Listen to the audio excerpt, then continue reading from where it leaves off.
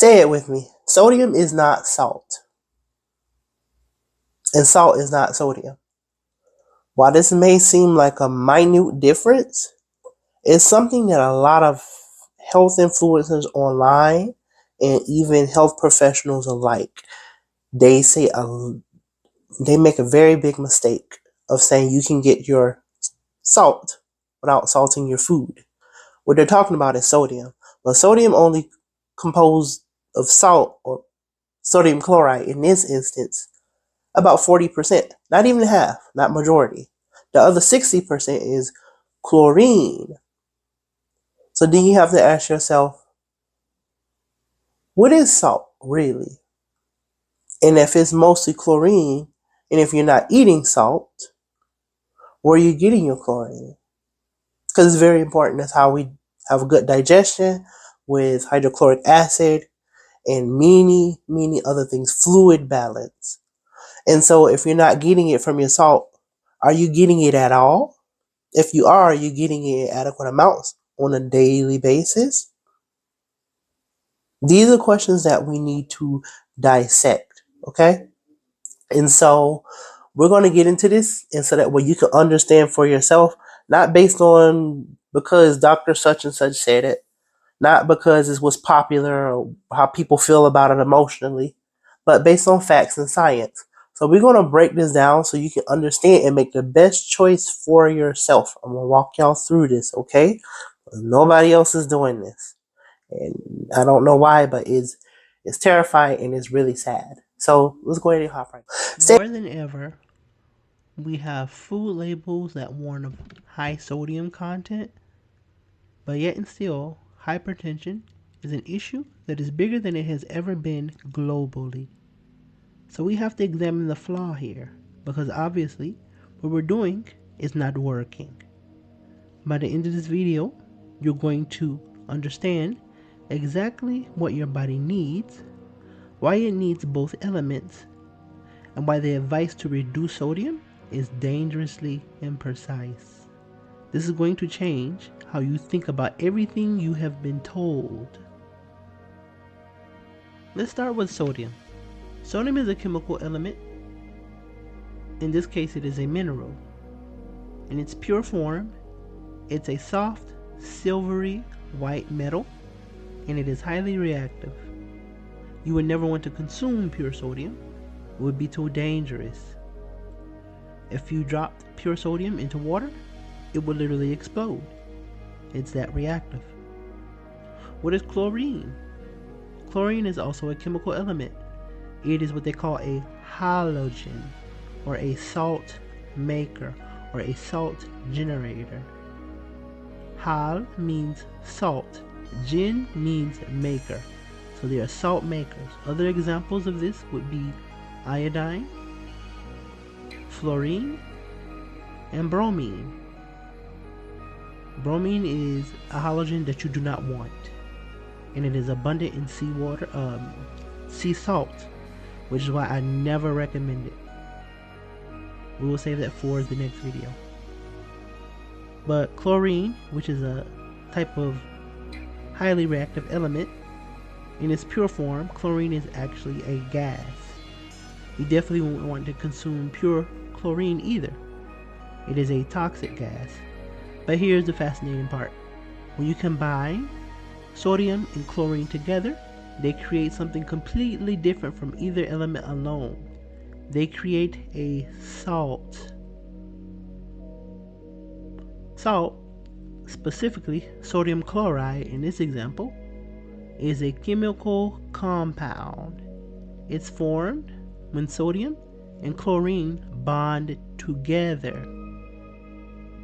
Table salt is 40% sodium and 60% chlorine by weight. So when you use salt, you're not just getting sodium, you're getting both sodium and chloride in a specific ratio. This is crucial to understand. Your body needs both elements working together, not just sodium. Both. Let me say that again, because this is where most medical advice fails. Your body needs both sodium and chloride. They both work together. You cannot have one without the other and expect your body to function properly. Sodium is essential for multiple functions. First, nerve function. Every nerve impulse in your body requires sodium. Every single one. Without enough sodium, your nerves cannot transmit signals properly. And they do this very fast. And they must continue to do this extremely fast at the speed of light.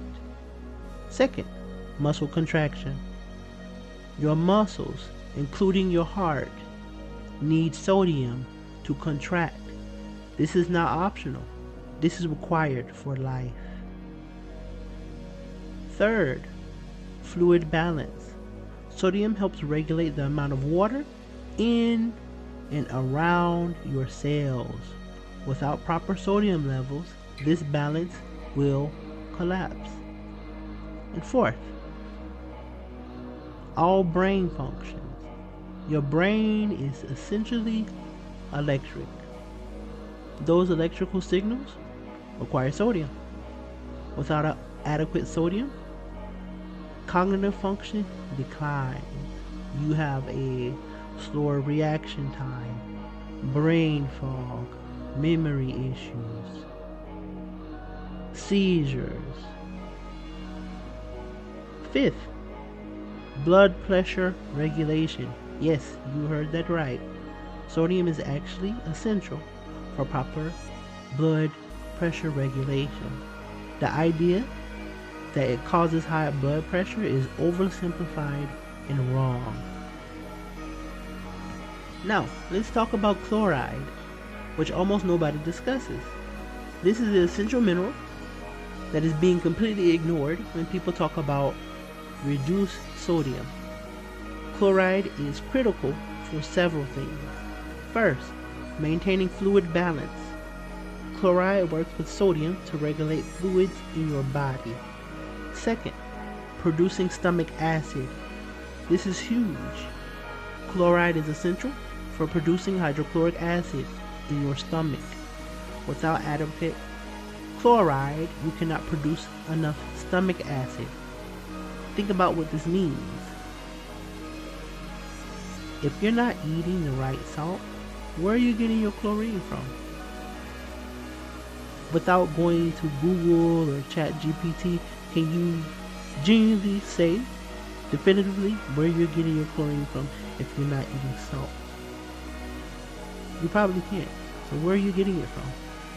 And if you are getting it outside of salt, are you getting it in adequate amounts? Daily? I doubt it. And without chloride, you cannot make hydrochloric acid.